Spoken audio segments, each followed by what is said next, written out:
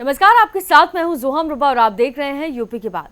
उत्तर प्रदेश में विधानसभा चुनाव में प्रदेश अध्यक्ष की बहुत महत्वपूर्ण जिम्मेदारी होती है। प्रदेश अध्यक्ष के ही नेतृत्व में पूरा चुनाव कराया जाता है। यूपी में 2027 में विधानसभा चुनाव होना है, जिस पर अब से मंथन शुरू हो चुका है। योगी कैबिनेट का विस्तार भी होना है। उससे पहले बीजेपी को प्रदेश अध्यक्ष मिलना था, लेकिन उसका इंतजार काफी लंबा होता जा रहा है, क्योंकि 7 महीनों से चल रही संगठन चुनाव की प्रक्रिया भी पूरी नहीं हो पाई है। संगठन चुनाव के साथ ही यूपी सरकार में कैबिनेट विस्तार की भी चर्चा है। कई एमएलए और संगठन पदाधिकारी कैबिनेट में जगह ना मिलने का कयास लगाए हुए बैठे हैं, तो वहीं कुछ राज्य मंत्रियों को प्रमोशन मिलने का इंतजार है, जो कि अब बढ़ता ही जा रहा है। आपको बता दें कि बीजेपी संगठन चुनाव अक्टूबर में शुरू हुए थे। ऐसा माना जा रहा था कि दिसंबर तक संगठन चुनाव पूरे हो जाएंगे और जनवरी में बीजेपी को नया अध्यक्ष मिल जाएगा, लेकिन वो इंतजार अब लगातार लंबा होता जा रहा है। यूपी में 2027 में विधानसभा चुनाव होना है, जिस पर अब मंथन शुरू हो चुका है। योगी कैबिनेट का विस्तार भी होना है। उससे पहले बीजेपी को प्रदेश अध्यक्ष मिलना था, लेकिन उसका इंतजार लंबा होता जा रहा है, क्योंकि 7 महीने से चल रही संगठन चुनाव की प्रक्रिया अभी तक पूरी नहीं हो पाई है। संगठन चुनाव के साथ यूपी सरकार में कैबिनेट विस्तार की भी चर्चा है।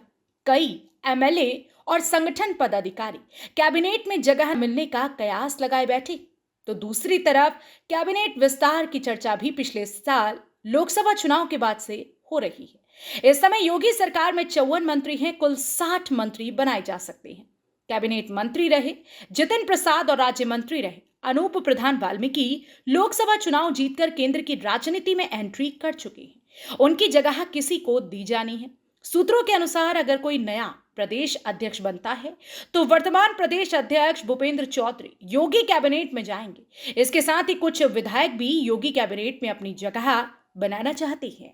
भारतीय जनता पार्टी में प्रदेश अध्यक्ष के चुनाव के लिए अभी इंतज़ार और करना होगा। वहीं अगर बात की जाए उत्तर प्रदेश में 2024 लोकसभा चुनाव के बाद ये निश्चित हो गया था कि अब जल्द ही जो उत्तर प्रदेश के जो प्रदेश अध्यक्ष है उनकी कुर्सी पर कोई और काबिज होगा, लेकिन अभी तक लगभग 8 से 9 महीने का वक्त बीत चुका है और अभी भी प्रदेश अध्यक्ष की जो भूमिका है वो अभी किसी जिम्मेदार के हाथों में नहीं आई है।